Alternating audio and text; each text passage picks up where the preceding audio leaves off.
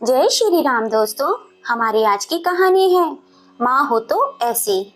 यमुना देवी जी कुर्सी पर बैठी हुई खिड़की के बाहर गार्डन में खेल रहे छोटे छोटे मासूम बच्चों को खेलते हुए देख रही थी। उनकी आंखों से ढुलकते हुए आंसू उनके गालों को भिगो रहे थे। दिल का दर्द आंखों से आंसू बनकर बह रहा था। आज पूरा 1 साल हो चुका था उनके पति किशोर लाल जी का देहांत हुए। आज ही के दिन उनकी दुनिया लुट गई थी। बिल्कुल सही थे किशोरी लाल जी। सब कुछ ठीक ठाक ही चल रहा था। एक दिन सुबह उठे, अपने सारे काम किए, फिर मैं उनके लिए चाय बनाकर लेकर आई और अचानक उनके सीने में तेज दर्द होने लगा और कुछ कहने सुनने का भी मौका नहीं मिला। बस 10 ही मिनट में सब कुछ खत्म हो गया। मेरी तो दुनिया ही उजड़ गई थी। घर पर ही उनकी गर्दन एक तरफ लुढ़क गई थी, लेकिन फिर भी हम जल्दी जल्दी उन्हें डॉक्टर के पास लेकर पहुंचे। डॉक्टर ने कहा अब इनमें कुछ नहीं बचा, आप इन्हें घर ले जाइए। हम इन्हें घर पर ले आए। मैं तो जैसे अपने होश ही खो बैठी थी। अचानक यह सब क्या हो गया, मुझे तो कुछ भी समझ में नहीं आ रहा था। एक ही पल में मेरी दुनिया उजड़ गई थी। दिल के हजारों टुकड़े हो चुके थे। मुझे सारी धरती हिलती हुई महसूस हो रही थी। मुझे आकाश नीचे गिरता हुआ दिखाई दे रहा था। मेरे पैर जमीन पर ही नहीं रखे जा रहे थे। चलने में मेरे पैर लड़खड़ा रहे थे। मुझे 2 लोगों ने पकड़ कर रखा हुआ था और वे मुझे लेकर चल रहे थे। मुझे ऐसा लग रहा था जैसे मेरे पैर जमीन पर घसीटते हुए जा रहे हों। बस 10 ही मिनट के अंदर ही मेरी दुनिया उजड़ गई। किशोरी लाल जी के जाने के बाद तो जैसे मेरी सुध ही खो गई थी। जहां बैठ जाती बस वहीं बैठी रहती घंटों तक। बालों में तेल डाले पता नहीं कितने दिन बीत गए थे। मैंने कभी सपने में भी नहीं सोचा था कि मुझे किशोरी लाल जी के बिना जीना पड़ेगा। उनके बिना यह जीवन इतना दुखदाई होता है, मैंने कभी कल्पना भी नहीं की थी। उनके होते हुए मुझे कोई टेंशन नहीं थी। वे मेरी हर चीज का ध्यान रखते थे, घर की हर जरूरत का ध्यान रखते थे। अब अकेले सूने कमरे में मैं अकेली बैठी रहती हूँ। यमुना देवी यह सब खिड़की पर बैठी सोच ही रही थी कि तभी उनकी बड़ी बहू आई और उनसे कहने लगी, माँ जी खाना बन गया है, खाना खा लीजिए। यमुना देवी जी खाना खाने के लिए बाहर गई तो देखा हॉल में 2 सूखी रोटी और सूखी सब्जी रखी हुई थी। जब किशोरी लाल जी जिंदा थे तब सब्जी के साथ दाल भी जरूर बनती थी। दाल के साथ थोड़े से चावल लेना भी उन्हें बहुत पसंद था और दही खाने का तो उन्हें बहुत ही शौक था। थाली में जब तक दही न हो वह खाना नहीं खाते थे और सूखी रोटी तो वे हाथ तक नहीं लगाते थे। आज थाली से सब कुछ गायब हो चुका था क्योंकि सब कुछ बच्चों के हाथ में जो आ गया था। यमुना जी के 2 बेटे हैं, उनके कोई बेटी नहीं है। उनके बेटे उनके साथ ही रहते हैं। दोनों बेटों की शादी हो चुकी है। दोनों बेटों के पास एक एक बेटा है। यमुना देवी जी के बड़े बेटे का नाम राहुल और छोटे बेटे का नाम नीरज है। उनके दोनों ही बेटे जॉब करते हैं। सुबह को जाते हैं और शाम को घर लौटते हैं। दोनों बेटों की रसोई अलग अलग होती है। एक दोपहर को खाना देती है, एक बहू शाम को खाना देती है। दोनों बहुएं यमुना देवी जी को कुछ नहीं कहती।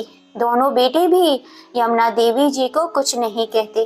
वह ऑफिस से आते ही सीधे अपने कमरे में चले जाते हैं। जब भी ऑफिस से आते हैं उनके हाथों में कुछ ना कुछ सामान जरूर होता है जिसे लेकर वे सीधे अपने कमरे में चले जाते हैं। दोनों बहुएं भी कभी भी सास के पास 2 पल के लिए भी नहीं बैठती। उनसे उनकी राजी खुशी पूछना तो बहुत दूर की बात है। हमेशा अपने कमरे में ही घुसी रहती हैं और हमेशा अपने फोन पर ही व्यस्त रहती हैं। जरूरत के वक्त भी कमरे से बाहर नहीं निकलती हैं। दोनों ही बेटे खाने पीने का सामान छुपा छुपा कर घर पर लाते हैं। बूढ़ी माँ इसी आस में बैठी रहती है कि बच्चे 2 पल बैठ के बात करेंगे, लेकिन मन ही मन यही आस निराशा में बदल जाती है। दोनों बेटे अपनी माँ और एक दूसरे से छिपा कर खाना खाते हैं। वे दोनों एक दूसरे को नहीं दिखाना चाहते कि वह क्या खा पी रहे हैं। माँ के हिस्से में 2 सूखी रोटी और सब्जी ही आती है। कोई सा भी बेटा बहू कुछ कह लेता तो गम नहीं होता। बिना कुछ कहे यह वह सब कुछ करते हैं जो इन्हें करना होता है।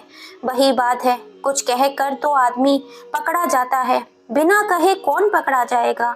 किसी को अगर कुछ करना है तो बिना कहे ही वह सब कुछ कर सकता है। वह 2 सूखी रोटी और सब्जी खाकर यमुना देवी जी अपने कमरे में आ जाती हैं। पता नहीं क्यों आज उन्हें बहुत रोना आ रहा था। बच्चे कुछ कहते भी नहीं और ना कहकर भी सब कुछ कह देते हैं। कुछ कहे सुनकर लड़ाई झगड़ा होकर आदमी अपने मन की भड़ास निकाल लेता है, पर यहाँ जब कोई कुछ कहता ही नहीं तो वे किसी को क्या कहें, कैसे समझाएं किसी को कि यह सब कुछ जो हो रहा है यह सब आदमी सिर्फ महसूस कर सकता है, किसी को बता नहीं सकता। दोनों बहुओं के कमरे के बाहर फल के और ड्राई फ्रूट के छिलके हमेशा पड़े हुए दिखाई देते हैं, तो देखकर बड़ा अफसोस होता है।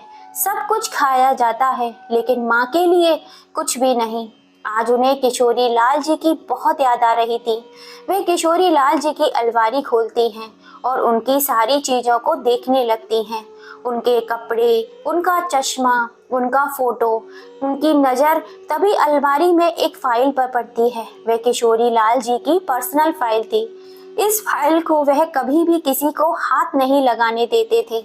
यमुना देवी जी उसे उठाकर अपने सीने से लगा लेती हैं और खूब रोती हैं। आप होते तो मुझे इसे हाथ भी नहीं लगाने देते, और आज मैं आपकी सारी चीज़ों को कैसे छू रही हूँ। आज मुझे कोई रोकने टोकने वाला भी नहीं है। यह कहकर वह और भी ज़्यादा रोने लगती हैं। रोते रोते वह फाइल को खोलकर देखती हैं। फाइल के अंदर कुछ पेपर थे और एक लिफाफा भी था। वह उस लिफाफे को खोलती हैं जिसमें से कुछ पेपर निकलते हैं और एक पत्र भी निकलता है। वह पत्र को खोलकर पढ़ने लगती हैं। पत्र में लिखा होता है, प्रिय यमुना, अगर यह पत्र तुम पढ़ रही हो तो इसका मतलब अब मैं इस दुनिया में नहीं हूँ। यह पत्र एक कागज का टुकड़ा जरूर है, लेकिन इसमें हम दोनों की जिंदगी का वो हसीन लम्हा है जो 4 लफ्जों में बयां नहीं किया जा सकता। यह कागज का टुकड़ा मेरे दिल का वह आईना है।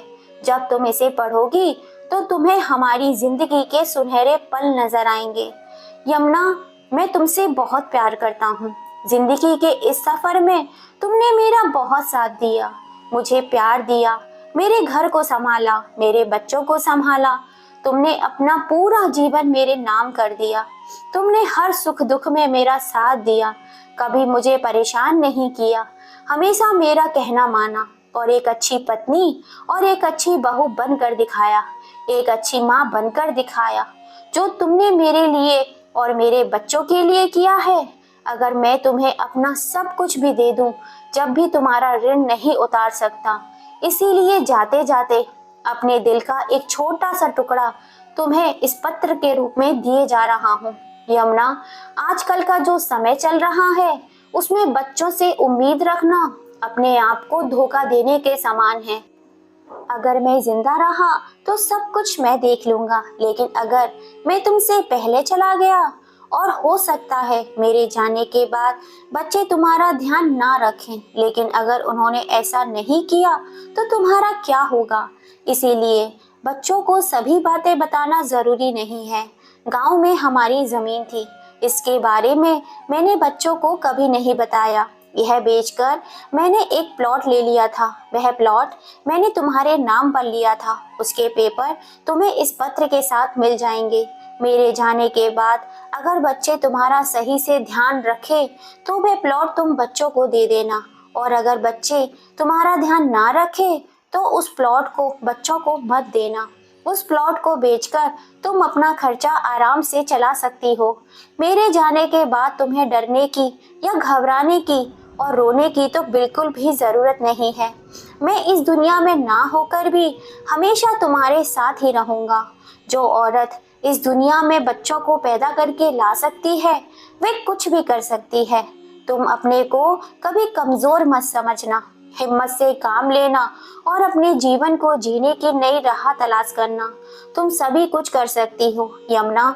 जब तुम बच्चों को पाल पोस कर बड़ा कर सकती हो तो दुनिया का हर काम कर सकती हो। मुझे पता है इस पत्र को पढ़ते पढ़ते हुए भी तुम रो रही होंगी। रोना मत यमुना, अपने आंसू पोंछो और जो साहस मेरे जाने से चला गया है उस साहस को वापस लेकर आओ और अपना जीवन सही तरीके से जियो। कभी मेरी आत्मा को शांति मिलेगी। मैं हमेशा तुम्हारे साथ ही हूँ यमुना। पत्र पढ़कर यमुना जी उस पत्र को अपने सीने से लगा लेती हैं और तेजी से रोने लगती हैं। बहुत रोने के बाद यमुना जी अपने आंसुओं को साफ करती हैं। उन्हें अपने अंदर एक नई ऊर्जा का संचार महसूस हो रहा था। उन्हें ऐसा लग रहा था कि जैसे उनके अंदर बहुत साहस और हिम्मत आ गई हो। यमुना देवी जी प्लॉट के पेपर को संभाल कर रख लेती हैं। अगले दिन यमुना देवी अपने भाई के घर जाती हैं जो कि पेशे से एक वकील हैं। अपने भाई को उन प्लॉट के पेपर दिखाती हैं। वह पेपर बिल्कुल सही थे। मेरे भाई के साथ मिलकर उसे प्लॉट को देख कर आती हैं। उस प्लॉट की कीमत अब करोड़ों में थी और प्लॉट भी काफी बड़ा था। यमुना देवी जी अपने भाई से सलाह मशवरा करती हैं। यमुना देवी जी के भाई सलाह देते हैं कि इसमें से थोड़ा सा प्लॉट बेचकर आप इस प्लॉट पर नीचे दुकान बनवा सकती हैं और ऊपर घर बनवा सकती हैं। दुकान किराए पर चढ़ा जाएंगी, उसके किराए से आपका जीवन निर्वाह अच्छे से हो जाएगा।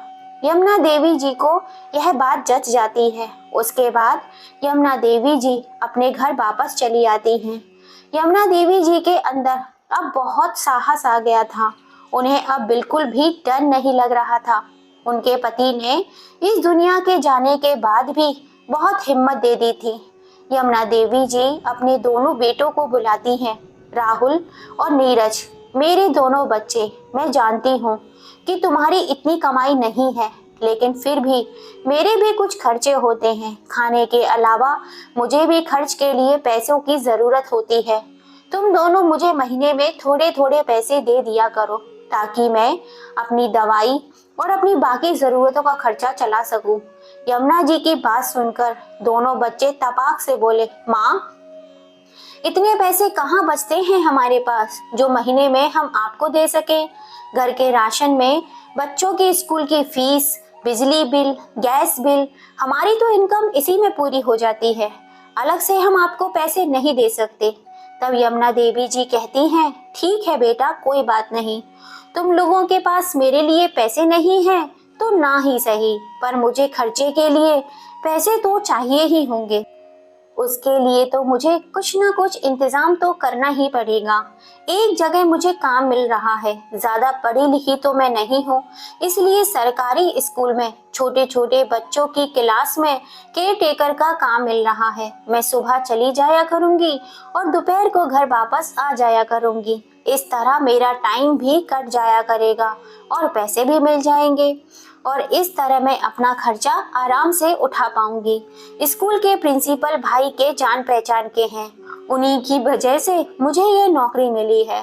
ठीक है माँ, अगर मामा जी ने कहा है तो आप जा सकती हैं। बच्चे यह कहकर वहां से चले गए। अब रोज सुबह यमुना जी जाती और दोपहर को घर वापस आती। अपने प्लॉट का थोड़ा सा हिस्सा बेचकर उन्होंने अपने प्लॉट पर काम करना शुरू कर दिया। उनका सारा काम उनके भाई संभाल लेते थे। यमुना जी सुबह ही अपने प्लॉट पर जाकर बैठ जाती और सारा काम अपनी देख रेख में करवाती।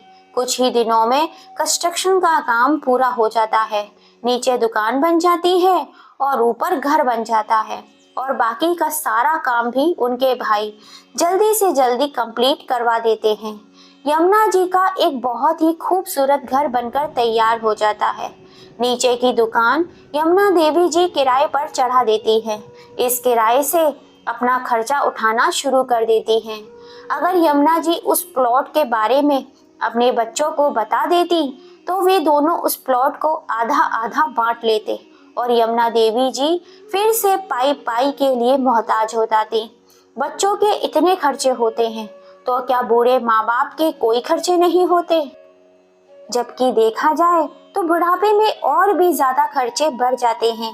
रोजाना की दवाई लेनी पड़ती है, शरीर को स्वस्थ रखने के लिए फल फ्रूट खाने पड़ते हैं, अपना अच्छे से ध्यान रखना पड़ता है, समय समय पर डॉक्टर से चेकअप कराना पड़ता है, तभी तो यह बूढ़ी हड्डियां चल पाती हैं। और यहाँ बच्चों के घर में उल्टा ही है, बुढ़ापे में बुजुर्गों का खर्चा बंद कर दिया जाता है। यमुना देवी जी ने उस दिन इसलिए बच्चों से खर्चे की बात की थी। अगर उन्हें बच्चे खर्चा देने के लिए तैयार हो जाते तो वह अपने बच्चों को प्लॉट के बारे में बता देती, लेकिन उनके बच्चों ने खर्चा देने से मना कर दिया, तो उन्होंने अपने बच्चों को प्लॉट के बारे में कुछ नहीं बताया, क्योंकि प्लॉट लेने के बाद उस प्लॉट के मालिक वो दोनों बन जाते और यमुना देवी जी फिर से ऐसे ही रह जाती और पैसे पैसे के लिए मोहताज हो जाती। उनके बच्चों ने तो खर्चा ना देकर उनको ही काम करने को कह दिया। ऐसी औलाद से उम्मीद भी और क्या की जा सकती है। एक दिन रविवार का दिन था, दोनों बेटे घर पर ही थे, तो यमुना जी ने अपने दोनों बेटों को बुलाया और कहा, बच्चों, मेरे साथ आज तुम्हें कहीं चलना है, मुझे तुम्हें कुछ दिखाना है। बेटे कहते हैं, माँ क्या बात है और क्या दिखाना है सुबह सुबह। यमुना देवी जी बोली, तुम चलो तो सही मेरे साथ, वहां चल के तुम्हें सब पता चल जाएगा। दोनों बेटे अपनी पत्नियों को लेकर माँ के साथ चल देते हैं। माँ उन्हें अपने घर ले जाती है, जो उन्होंने खुद बनवाया था। उस घर में दो बूढ़े दंपत्ति यमुना देवी जी के भाई बैठे हुए थे। दोनों बेटे पूछते हैं, माँ ये घर किसका है और मामा जी यहाँ क्या कर रहे हैं और यह लोग कौन बैठे हुए हैं। उन लोगों को देखकर एक के बाद एक सवाल किए जा रहे थे। यमुना देवी जी अपनी बेटी की बातों का जवाब देते हुए कहती हैं, बेटा यह मेरा घर है। यह सुनकर दोनों बेटों के कान खड़े हो जाते हैं। आपका घर? यह आप क्या कह रही हैं माँ? यह घर आपके पास कहाँ से आया? किसने दिया आपको? तब यमुना जी कहती हैं, यह घर मुझे तुम्हारे बाबूजी ने दिया है। तुम्हारे बाबूजी को पहले से ही आभास हो गया था कि अगर मैं इस दुनिया से पहले चला गया तो तुम लोग अपनी माँ के साथ ऐसा ही बर्ताव करोगे, अपनी माँ को पैसे पैसे के लिए तरसा दोगे। इसलिए तुम्हारे बाबूजी ने मेरे लिए ये प्लॉट ले लिया था। मैं कहीं काम करने नहीं जाती थी, मैं यहीं अपने प्लॉट पर काम करने के लिए आती थी। मैंने अपने इसी प्लॉट पर दिन रात मेहनत की है। मैं इस प्लॉट का थोड़ा सा हिस्सा बेचकर नीचे दुकान बनवाई और ऊपर ये घर बनवाया जिसमें तुम दोनों अभी खड़े हुए हो। मैंने उस दिन तुम लोगों से खर्चे के लिए इसीलिए कहा था, लेकिन तुम दोनों ने मना कर दिया। अगर तुम दोनों मुझे खर्चा देने के लिए तैयार हो जाते तो प्लॉट मैं तुम दोनों के नाम कर देती, लेकिन अफसोस तुम्हारे पास तो तुम्हारी माँ के लिए पैसे तो छोड़ो समय भी नहीं है। तुमने तो अपने ही खर्चे मुझे गिरवाना शुरू कर दिए थे। तुम अपनी भी तो खर्चे पूरे करते हो ना। अगर माँ को भी थोड़े से पैसे दे देते तो क्या हर्ज हो जाता। पैसे तो फिर भी बहुत दूर की बात है। तुम्हारे पास तो अपनी माँ को देने के लिए 2 वक्त की रोटी भी नहीं है और बहू के पास तो मुझे देने के लिए 2 मिनट तक का टाइम नहीं है। मुझे सारा दिन हो जाता है कमरे में अकेले बैठे बैठे। लेकिन बहुओं को मैं क्या कहूँ, जब अपने पेट की जनी औलाद ही ऐसी है। वे तो फिर भी पराए घर से आई हैं। मैं तो तुम्हारी माँ हूँ। 9 महीने मैंने तुम्हें अपनी कोख में रखा है। जब तुमको ही अपनी बूढ़ी माँ का एहसास नहीं हुआ कि 2 पल उसके पास बैठकर देख लें कि बूढ़ी माँ को कुछ आराम हो जाएगा, उनकी भी कुछ चाहते होंगी, जरूरतें होंगी, लेकिन तुम्हें तो अपने शौक मौज से फुर्सत ही नहीं है। माँ को तो क्या दिखोगे। वह तो अच्छा हुआ मेरे पति जाने से पहले मेरा पूरा इंतजाम कर गए हैं। अब मैं तुम्हारी मोहताज नहीं हूँ। मेरे भी कुछ अरमान हैं, मुझे भी सहारा चाहिए। जो तुम लोगों से मुझे मिलना चाहिए था, अब तुम लोगों से तो नहीं मिला। लेकिन यह लोग जिन्हें बैठे हुए तुम देख रहे हो, यह भी अब वही लोग हैं जिनकी औलाद ने इन्हें घर से निकाल दिया है, जिनके पास सर छुपाने की भी जगह नहीं है। हम ही एक दूसरे का सहारा हैं, हम ही एक दूसरे के सुख दुख में साथी हैं। इसलिए मैंने फैसला किया है कि मेरे घर में मेरे साथ मुझ जैसे लोग ही रहेंगे, जो औलाद के होते हुए भी वे औलाद की तरह रहते हैं। और इस घर के द्वार उन लोगों के लिए हमेशा खुले रहेंगे जो औलाद के सताए हुए हैं। यमुना देवी जी की बातें सुनकर उनके बेटे और बहू अपनी माँ से माफी मांगने लगते हैं और कहते हैं, माँ, हमसे बहुत बड़ी गलती हो गई। हम अपनी जिंदगी में इतने व्यस्त हो गए कि हम भूल गए थे कि हमारी एक माँ भी है जिसने हमें ये जीवन दान दिया है। और अपनी माँ को अपने साथ रहने के लिए जिद करने लगे। लेकिन यमुना देवी जी ने कहा, मेरे बच्चों, मुझे तुमसे अब कोई शिकायत नहीं है। मैंने तुम्हें माफ कर दिया। तुम अपने जहां में खुश रहो, मैं अपने जहान में खुश रहूंगी। मेरी अब इस संसार में जितनी भी सांसें बची हैं, मैं यही लेना चाहती हूँ। इन्हीं लोगों के साथ अपने दिन गुजारना चाहती हूँ। यमुना जी की बातें सुनकर वहां बैठे बूढ़े दंपत्ति और यमुना देवी जी के बच्चों की आंखों में आंसू आ गए। और यमुना देवी जी के भाई बोलते हैं, मैं अपनी बहन के इस फैसले का सम्मान करता हूँ। मेरी बहन ने जो किया है वह काबिले तारीफ है। इस बात पर वहां जमा सभी लोग यमुना देवी जी का जोरदार तालियों से सम्मान करते हैं। इस तरह यमुना देवी जी अपने घर में औलाद के बर्ताव से दुखी लोगों के साथ जीवन व्यतीत करने लगी। दुकानों से आने वाले किराए से सभी खर्चे आराम से पूरे होते और सभी लोग खुशी खुशी अपना जीवन बिताने लगे और एक दूसरे के सहारा बनकर एक दूसरे को संभालने लगे। आज यमुना जी के पति जाने से पहले उनका भविष्य सुनिश्चित कर गए थे। इसीलिए हाथ में पैसा हो तो बुढ़ापा अपने हिसाब से काटा जा सकता है।